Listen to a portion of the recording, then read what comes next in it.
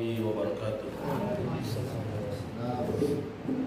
إن الحمد لله نحمده ونستعينه ونستغفره ونعوذ بالله من شرور أنفسنا ومن سيئات أعمالنا من يهده الله فلا مضل له ومن يضلل فلا هادي له أشهد أن لا إله إلا الله وحده لا شريك له وأشهد أن محمدا عبده ورسوله لا نبي بعده. يا أيها الذين آمنوا اتقوا الله حق تقاته ولا تموتن إلا وأنتم مسلمون. يا أيها الناس اتقوا ربكم الذي خلقكم من نفس واحدة وخلق منها زوجها وبث منهما رجالا كثيرا ونساء واتقوا الله الذي تساءلون به والأرحام إن الله كان عليكم رقيبا. يا أيها الذين آمنوا اتقوا الله وقولوا قولا سديدا يصلح لكم أعمالكم ويغفر لكم ذنوبكم ومن يطع الله ورسوله فقد فاز فوزا عظيما. أما بعد فإن أصدق الحديث كتاب الله وخير الهدى هدى محمد صلى الله عليه وسلم وشر الأمور محدثاتها وكل محدثة بدعة وكل بدعة ضلالة وكل ضلالة في النار. Alhamdulillah, puji syukur kita panjatkan kehadiran Allah Azza wa Jalla yang senantiasa melimpahkan berbagai macam nikmatnya kepada kita semua, sehingga di malam hari ini kembali kita bisa bertemu di tempat ini untuk kita bersama-sama melanjutkan kajian kita yang kita ambil dari kitab Syarah Al-Arba'in An-Nawawiyah, yang dimana insyaallah pada malam hari ini kita akan masuk ke hadis nomor 2. Salawat serta salam semoga selalu tercurahkan kepada Nabi kita Nabi Muhammad sallallahu alaihi wasallam, kepada keluarganya, para sahabatnya, serta orang-orang yang senantiasa berpegang di atas sunnahnya hingga akhir zaman. Ikhwati fillah rahimani wa rahimakumullah. Hadis yang kedua ini menceritakan tentang 4 hal, yaitu tentang rukun Islam, rukun iman, kemudian tentang ihsan, dan tentang hari kiamat. Kapan terjadinya hari kiamat, atau apa tanda-tanda hari kiamat tersebut akan terjadi. Hadis ini dibawakan oleh Umar bin Khattab radhiyallahu anhu. Ada juga dalam riwayat lain disebutkan dari Abu Hurairah radhiyallahu anhu, di mana dalam hadis ini malaikat Jibril datang kepada baginda Rasulullah SAW dalam rupa manusia yang begitu gagah, begitu kuat, begitu bersih rupanya. Namun tidak ada seorang pun yang mengenal orang tersebut. Ternyata di akhir atau di ujung hadis ini baginda Rasulullah SAW menyebutkan bahwa orang yang datang tadi adalah malaikat Jibril alaihissalam. Sengaja datang kepada Rasulullah SAW untuk mengajarkan kepada kaum muslimin, kepada para sahabat ridwanullah alaihim jami'an tentang 4 perkara ini. Yang pertama, apa itu Islam dengan rukun-rukunnya, apa itu iman dengan rukun-rukunnya, apa itu ihsan dengan rukun-rukunnya, apa itu hari kiamat.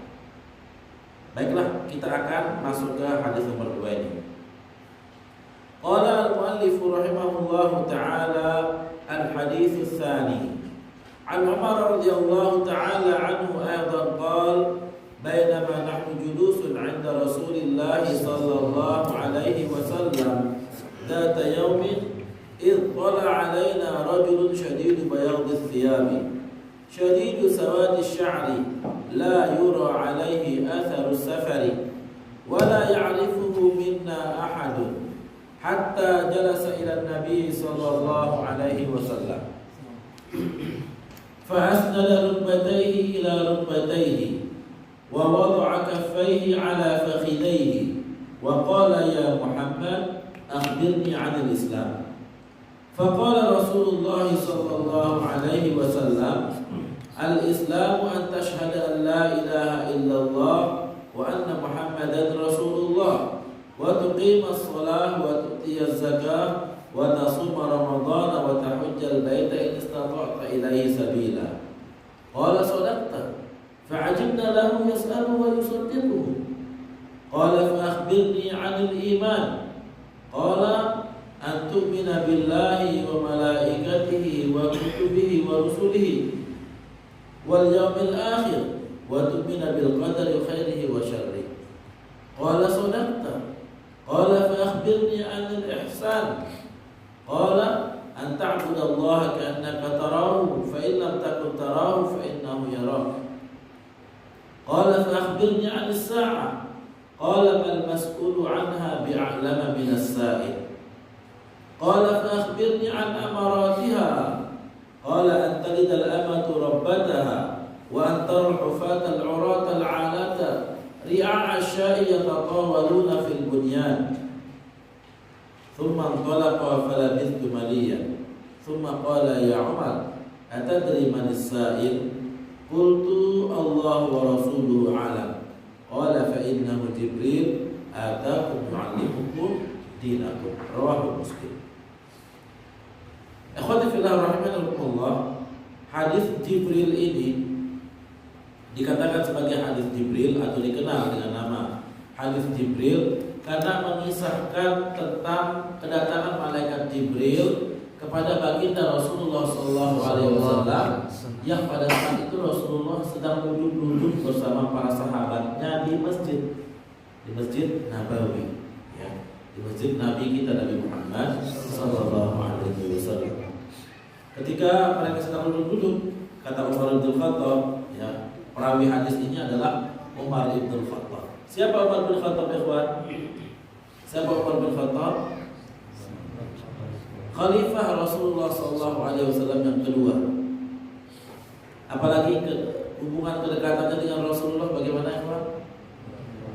Dia adalah mertua baginda Rasulullah SAW karena anaknya yang bernama Hafsah menikah atau dinikahi oleh baginda Rasulullah SAW. Jadi hubungan keluarganya sangat dekat sekali. Abu Bakar As-Siddiq mertua Rasulullah SAW, Umar bin Khattab mertua, Utsman bin Affan menantu, Ali bin Abi Thalib menantu. Selain menantu juga apa? Sepupu, ya, sepupu baginda Rasulullah SAW. Begitulah Rasulullah SAW membuat kedekatan, kerekatan Islam ini di awal-awal beliau berdakwah, ya. Beliau ikat terlebih dahulu orang-orang ini, ya, sehingga mereka yang notabene-nya orang kuat-kuat semua nih, kawan. Abu Bakar As-Siddiq orang yang suku Quraisy yang termasuk yang paling kaya di sana. Dengan hartanya dia membantu banyak kaum muslimin. Umar bin Khattab, semua orang mengenal Umar bin Khattab, ketegasannya, kekuatannya, kekuatan fisiknya. Semua takut ketika mendengar nama Umar bin Khattab. Ya, dijadikan mertua oleh Rasulullah SAW.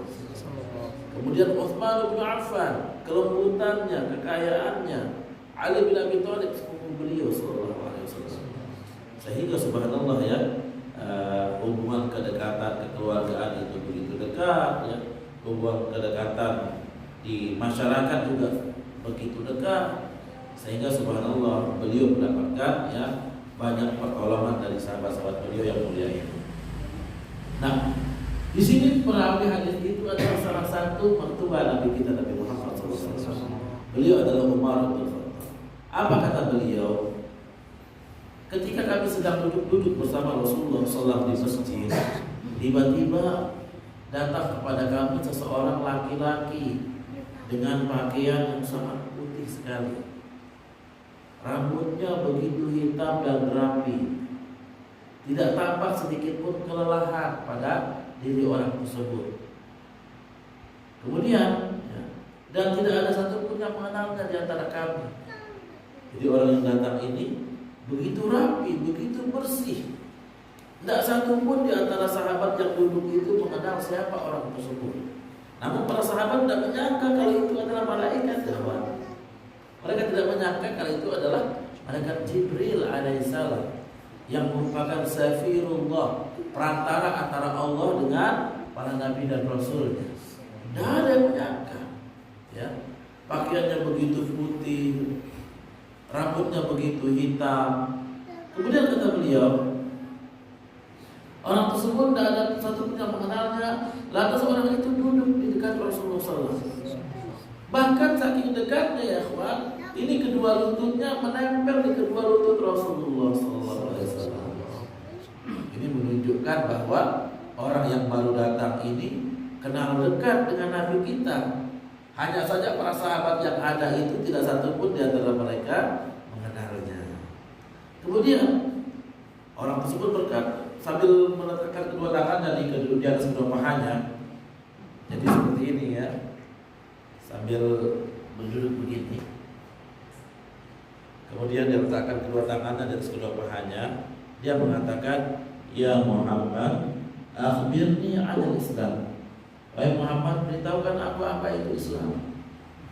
Maka beliau sallallahu alaihi wasallam menjawab, "Al-Islamu an tashhada an la ilaha illallah wa anna Muhammadar Rasulullah wa tuqima as-shalah wa tu'tiya az-zakah wa tasuma Ramadan wa tahujjal baita in istata'ta ilaihi sabila." Islam adalah engkau mengucapkan dua kalimat syahadat, persaksian bahwa tidak ada Tuhan yang berhak diibadahi dengan benar selain Allah, dan bersaksi bahwa aku ini yaitu Muhammad sallallahu alaihi wasallam adalah rasul utusan Allah. Engkau mendirikan sholat, membayar zakat, puasa, dan berhaji jika engkau mampu. Apa kata orang yang bertanya tadi? Sadaqta. Betul jawaban wahai Muhammad. Dia yang bertanya, dia membenarkan pertanyaan, jawaban atas pertanyaan. Apa kata Umar perawi hadis ini? Fa'ajibna lahu yas'alu wa yusaddiqu. Kami heran, kok dia yang bertanya, dia pula yang membenarkan jawaban atas pertanyaannya sendiri. Akhirnya dia berkata, "Fakhbirni 'anil iman." Qal an tu'mina billahi wa malaikatihi wa kutubihi wa rusulihi wal yawmil akhir wa tu'mina bil qadari khairihi wa syarrihi. Beritahukan aku apa itu iman. Maka beliau sallallahu alaihi wasallam menjawab, iman itu kau beriman kepada Allah, beriman kepada para malaikatnya, beriman kepada para nabi dan rasulnya, kepada kitab-kitabnya, kepada hari akhir, dan kau beriman kepada qada dan qadar. Qala sadaqta, betul wahai Muhammad. Qala fa akhbirni 'anil ihsan. Beritahukan aku apa itu ihsan. Maka beliau menjawab, al-ihsanu an ta'budallaha ka'annaka tarahu fa in lam takun tarahu fa innahu yaraka. Yang namanya ihsan itu adalah engkau beribadah kepada Allah seolah-olah engkau melihat Allah. Kalau engkau tidak melihat Allah, ketahuilah Allah Maha melihatmu. Qala fa akhbirni 'anis sa'ah. Beritahukan aku kapan terjadinya hari kiamat. Apa jawaban beliau sallallahu alaihi wasallam atas pertanyaan ini? Mal mas'ulu anha bi'a'lama minas sa'il.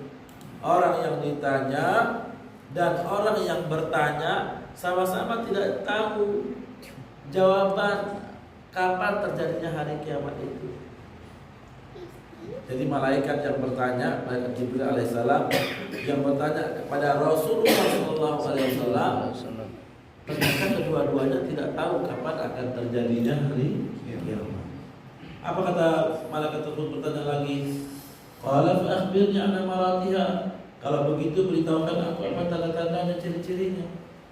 Beliau menjawab, antalidal amatu rabbataha. Engkau melihat ada budak-budak melahirkan anak tuannya. Wa taral hufatal uratal 'alata li'asya'i yatatawaluna fil bunyan. Dan engkau melihat para penggembala kambing berlomba-lomba membangun gedung-gedung yang tinggi. Tsumma talaqa falabistu maliyan. Kemudian orang itu pun pergi. Kata siapa? Kata Umar bin Khattab perawi hadis ini. Orang itu pun pergi. Entah dia pergi kemana, tidak ada orang yang mengetahuinya. Karena tiba-tiba dia keluar dari masjid itu sudah tidak ketahuan kemana orang itu pergi. Falabistu maliyan. Maka aku pun diam sebentar, kata Umar bin Khattab. Tsumma qala ya Umar. Lalu Rasulullah menghampiri Umar bin Khattab dan berkata, "Hai Umar, atadri manis sa'il? Tahukah engkau siapa orang yang bertanya tadi?" Apa kata Umar bin Khattab? Allah wa Rasuluhu a'lam. Hanya Allah dan Rasul yang mengetahui. Qala fa innahu Jibril atakum yu'allimukum dinakum. Sesungguhnya dia adalah malaikat Jibril.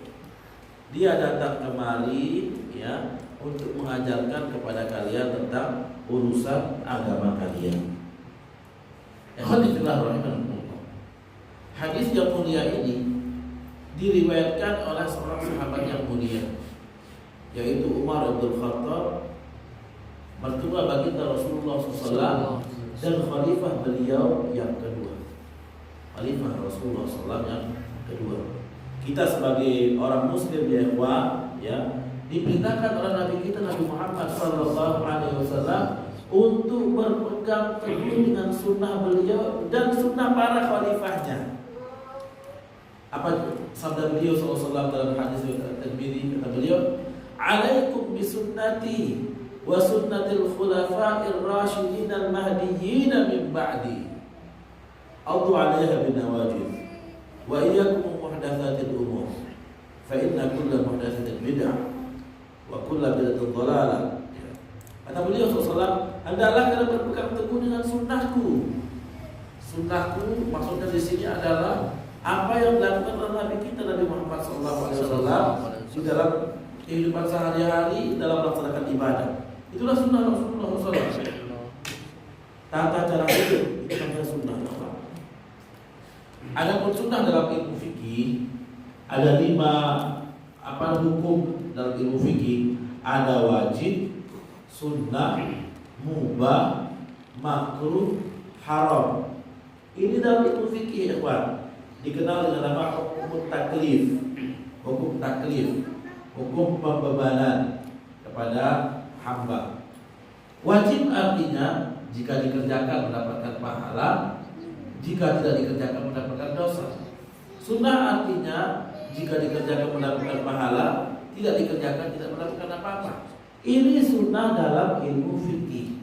Adapun sunnah yang kita katakan dalam ilmu manhaj di sini adalah semua yang dilakukan oleh Nabi kita Muhammad SAW adalah sunnah beliau. Tata cara hidup beliau SAW. Bagaimana cara beliau minum, Bismillah, minum mengucapkan Bismillah, kemudian dengan tangan kanan, itu sunnah Nabi kita Nabi Muhammad SAW. Masuk ke masjid dengan kaki kanan, naik ke masjid, itu sunnah Nabi kita Nabi Muhammad SAW. Keluar masjid kaki kiri, itu sunnah Nabi kita Nabi Muhammad SAW. Ketika sholat, Allahu Akbar, itu sunnah beliau SAW. Beliau mengatakan, "Alaikum bisunnati." Hendaklah kalian berpegang teguh dengan sunnahku dan sunnah para khalifahku. Siapa khalifah beliau? Abu Bakar, Umar, Utsman, Ali radhiyallahu anhum jami'an.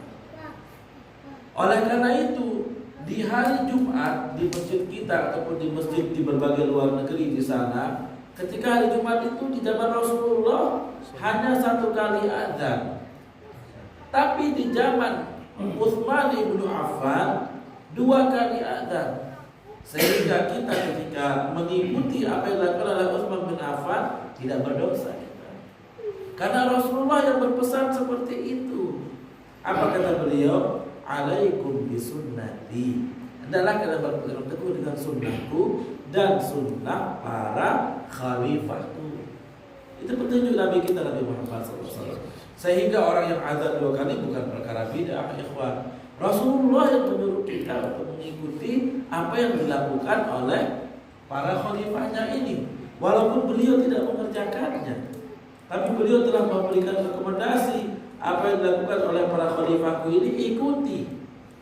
Apa kata beliau? "Alaikum bisunnati wa sunnatil khulafa'ir rasyidin al-mahdiyyin min ba'di." Nah, kemudian ya, Umar bin Khattab radhiyallahu anhu dalam hadis ini dia bercerita di saat kami sedang duduk-duduk. Jadi para sahabat terbiasa ya duduk-duduk di masjid bersama Rasulullah. Tentu Rasulullah memberikan nasihat ataupun mengajarkan para sahabat untuk membaca Al-Quran ataupun yang lainnya, tentunya seperti itu.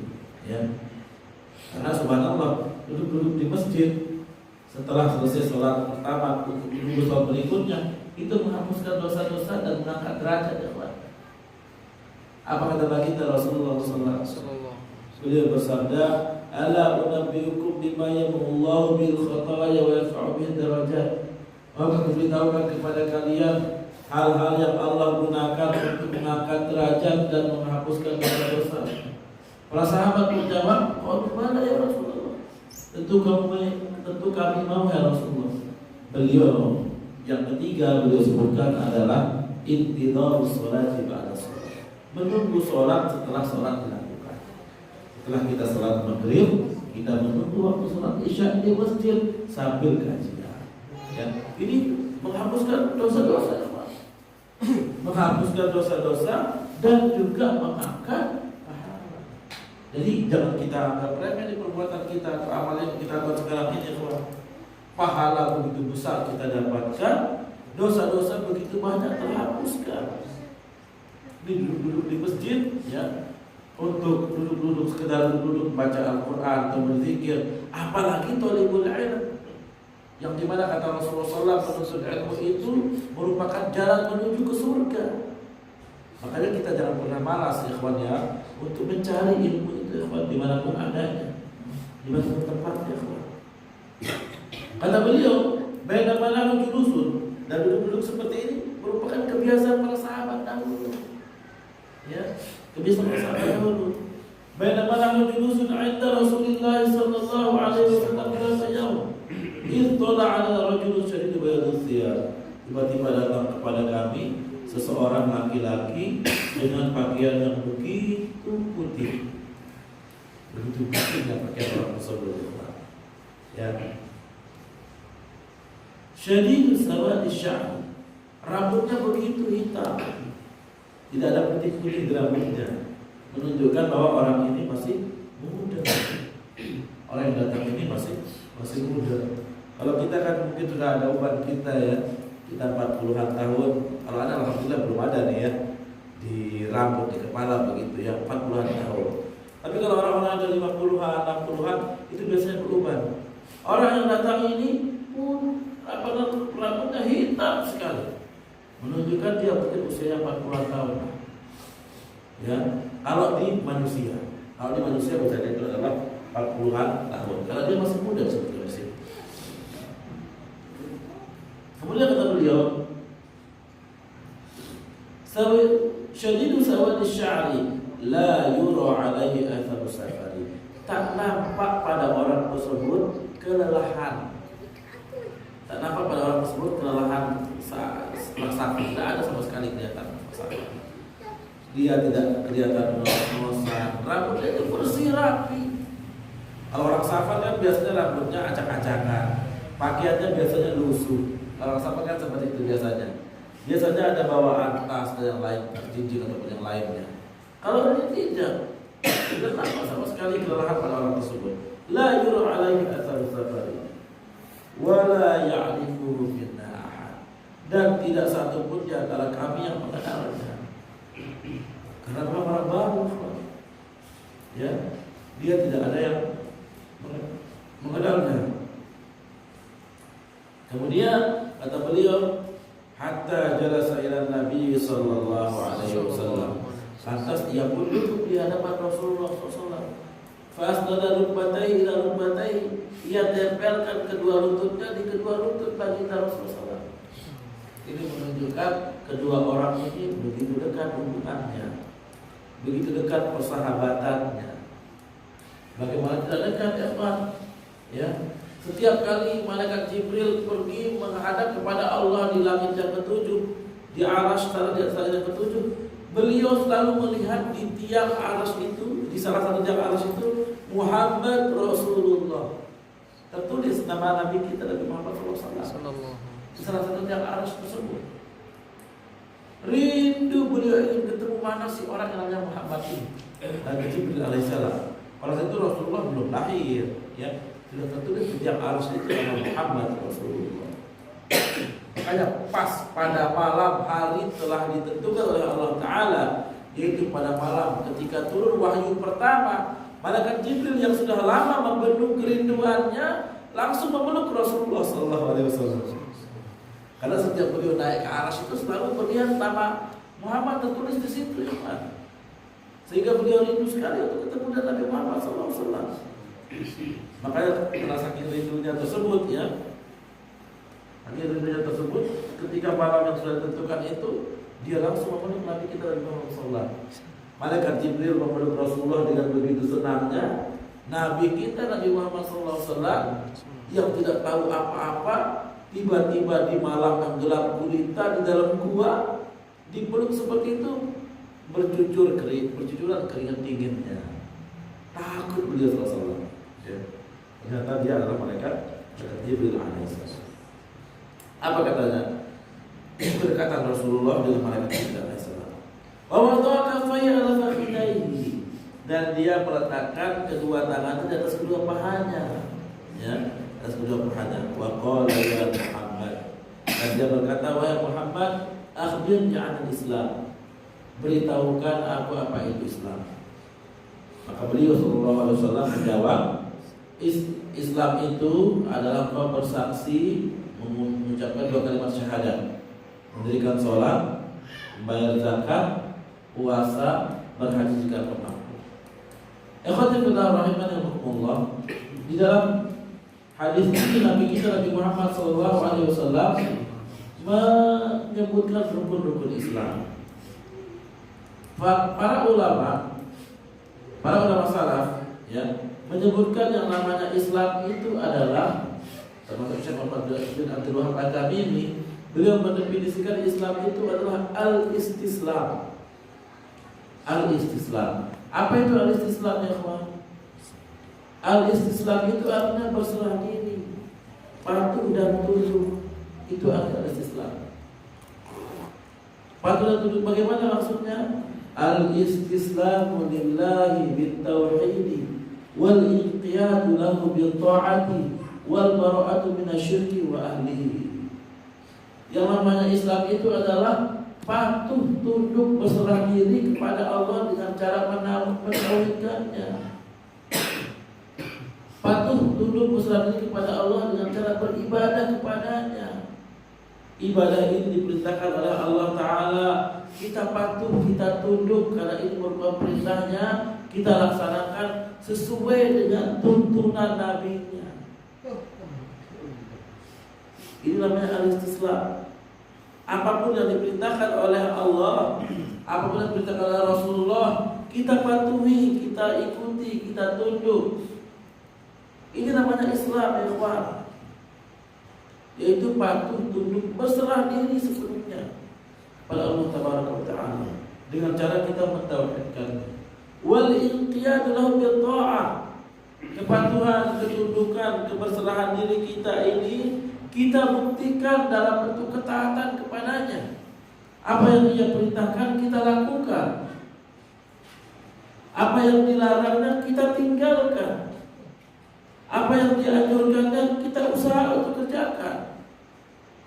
Ini bentuk kepatuhan, ketundukan kita kepada Allah Taala. Ini namanya Islam, yaitu patuh, tunduk, berserah diri kepada Allah Taala. Allah menentukan begini bagi kita, kita patuh, kita terima, kita serahkan diri kita sepenuhnya kepada Allah Taala. Tanggal 29 Juli yang lalu digoncang bumi kita serahkan kepada Allah Taala. Ini bentuk dari kepatuhan, ketundukan kita kepada Allah Taala. Karena sesungguhnya itu sudah ditakdirkan oleh Allah Taala.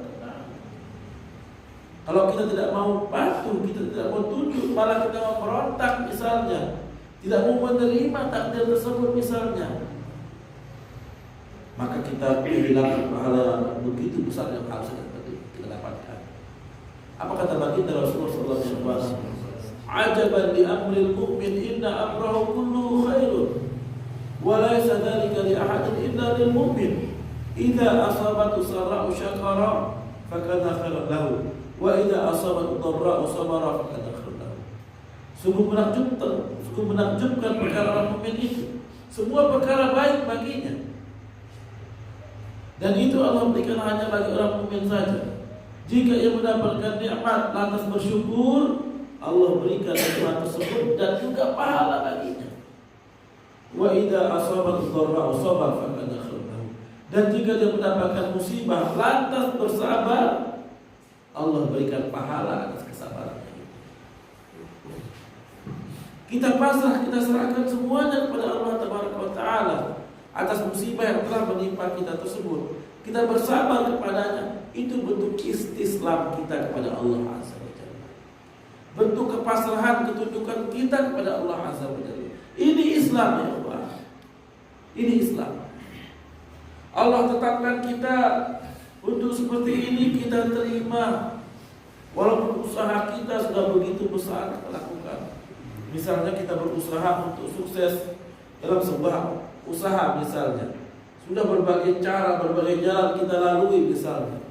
Ternyata tidak kita dapatkan apa yang kita inginkan. Kita serahkan semuanya kepada Allah.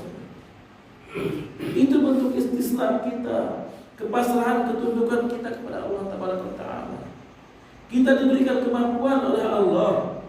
Kita juga diberikan kehendak oleh Allah. Tapi ingat, kemampuan dan kehendak kita itu di bawah kemampuan dan kehendak Allah Taala. Dan semua itu demi sebagai ujian bagi kita semua. Sebagai ujian bagi kita semua. Itu istislam ya Pak. Itu patuh, pasrah, tunduk kepada ketentuan-ketentuan Allah Taala. Kemudian ya, al-istislamu lillahi bit-tauhid wal inqiyadu lahu bit-ta'ati wal bara'atu minasyirki wa ahlihi. Dan berlepas diri daripada kesyirikan dan para pelakunya. Ikhwan, kalau kita melakukan perbuatan kesyirikan dan misalnya itu adalah kesyirikan besar, itu batal Islam kita. Sesuai Fauzan bin Al-Fauzan menyebutkan bahwa salah satu pembatal keislaman adalah syirik. Dan itu merupakan pembatal keislaman yang paling pertama beliau sebutkan. Ada 11 jumlahnya. Yang paling pertama beliau sebutkan adalah syirik ini. Ya, syirik ini. Oleh karena itu, jangan kita batalkan keislaman kita dengan melakukan perbuatan kesyirikan tersebut. Misalnya percaya kepada adanya kekuatan benda ini, ya. Percaya kepada adanya kekuatan penjalin yang dia simpan atau kekuatan keris kecil yang dia miliki. Syirik ini apa? Kekuatan kuburan yang selalu dia kunjungi. Kekuatan kuburan wali yang selalu dia datangi. Kekuatan pohon-pohon yang dia selalu minta barakah tabaruk kepadanya. Syirik kita ya Allah. Ingat yang namanya Islam itu adalah al-bara'atu minasyirki wa ahlihi. Berlepas diri dari kesyirikan dan para pelaku. Itu Islam ya Allah. Ingat yang pertama tadi beliau sebutkan Syekh Muhammad bin Wahab At-Tamimi, Islam itu adalah al-istislam lillahi bit-tauhid. Berserah diri patuh tunduk kepada Allah dengan cara mentauhidkannya, mengesakannya dalam beribadah. Ikhwan, doa itu adalah ibadah, ikhwan. Bahkan dia merupakan, kata Rasulullah SAW, ad-du'a'u huwal ibadah. Doa itu adalah ibadah, kata baginda Rasulullah. Dalam hadis yang dhaif disebutkan ad-du'a'u mukhul ibadah. Ya. Ad-du'a mukhul ibadah. Doa itu merupakan intinya ibadah. Namun hadis ini dhaif ya Pak. Ala kulli hal, doa itu permintaan pertolongan, permintaan perlindungan, itu doa ya Pak. Itu adalah ibadah. Kita minta kepada Allah Taala.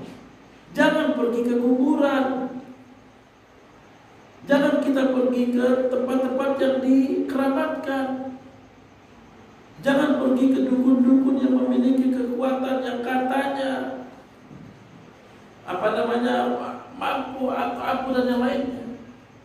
Kalau kita lakukan itu, ingat yang namanya Islam itu adalah al-istislam lillahi bit-tauhid. Mengesahkan Allah dengan cara mentauhidkannya. Mentauhidkan Allah dalam beribadah. Meminta, berdoa itu adalah ibadah. Mohon kepada Allah Taala. Jangan minta kepada yang lainnya. istislam lillahi bil tauhid wal inqiyadu lahu bit ta'ah, yang dimana istislam tersebut, keislaman kita itu dibuktikan dengan melakukan ketaatan kepadanya dalam bentuk apa yang diperintahkan kita lakukan, apa yang dilarangnya kita tinggalkan.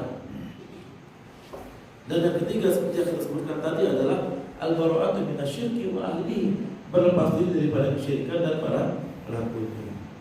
Kemudian di sini ya ikhwan, baginda Rasulullah SAW menyebutkan rukun-rukun Islam tadi.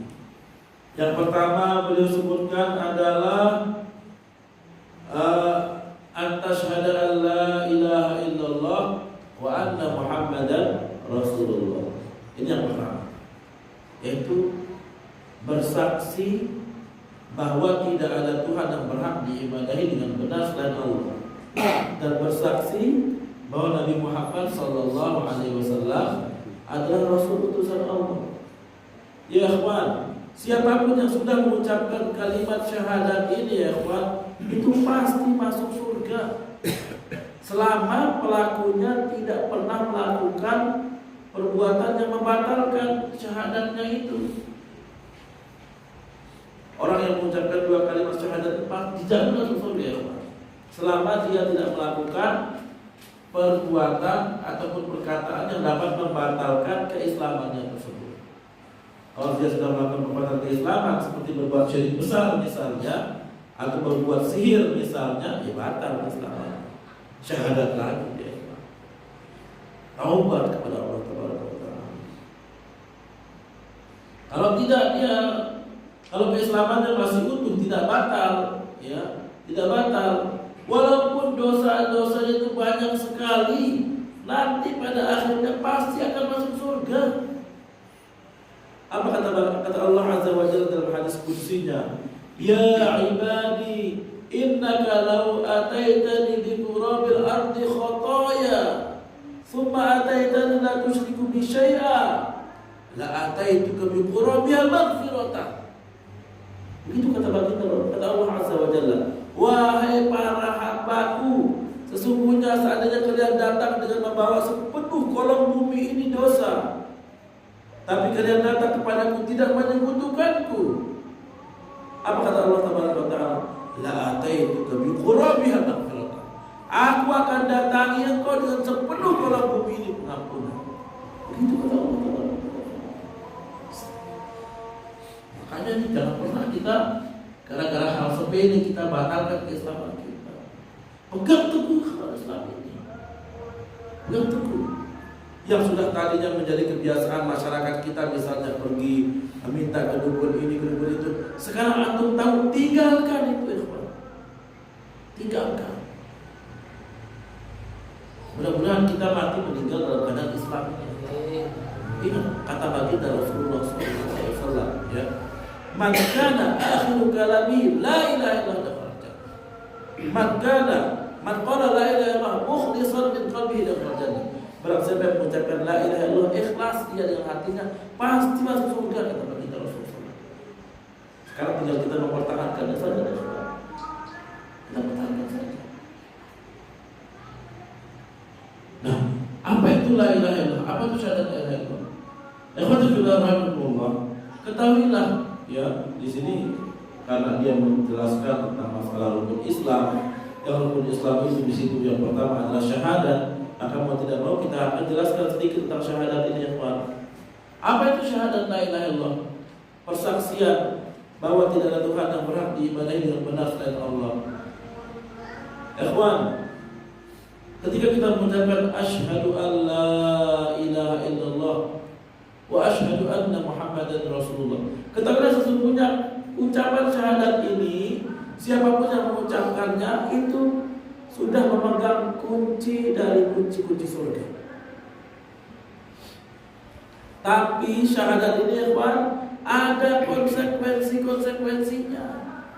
Sebagaimana kunci itu memiliki gigi-gigi, ya, syahadat ini juga memiliki syarat-syarat sebagai konsekuensinya.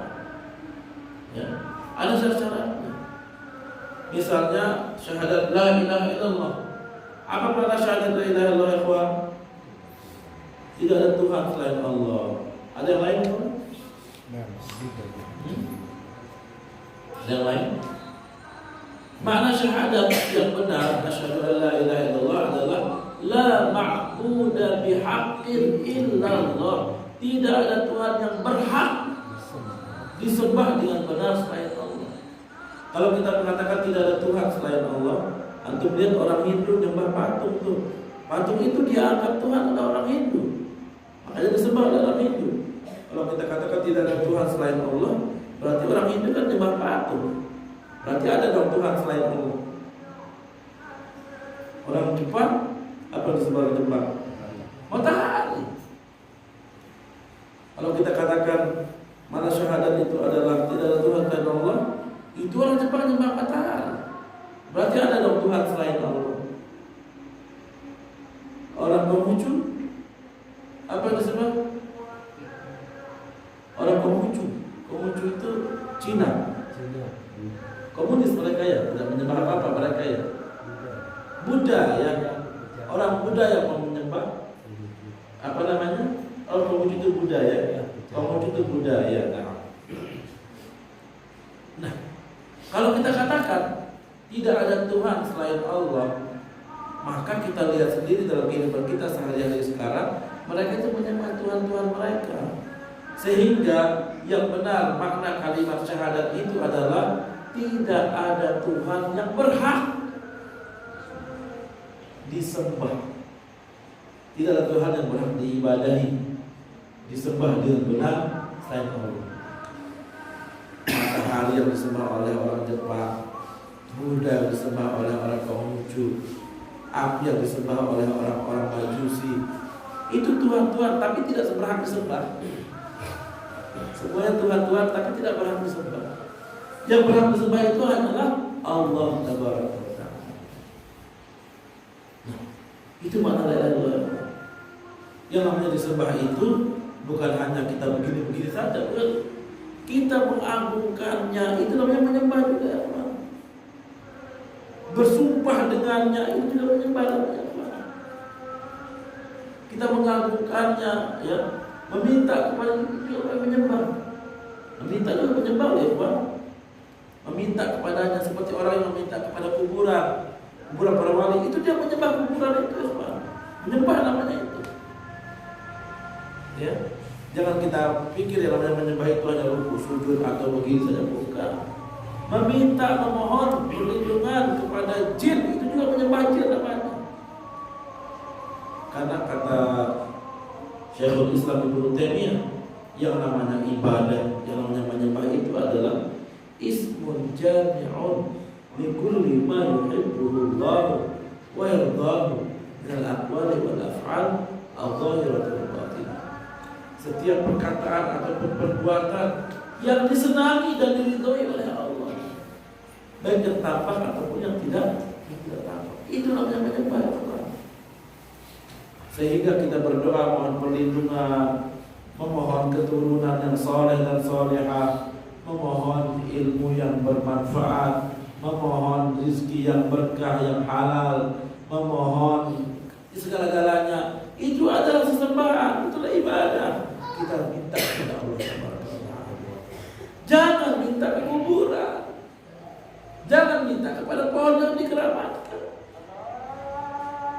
Nah, ini kita baru sampai di syahadat ya. Masih kita banyak lagi pembahasannya di hadis kedua ini. Sampai di situ terlebih dahulu. Subhanallah wa bihamdihi, asyhadu an la ilaha illa anta, astaghfiruka wa atubu ilaik. Setelah azan kita lanjutkan dengan ayat.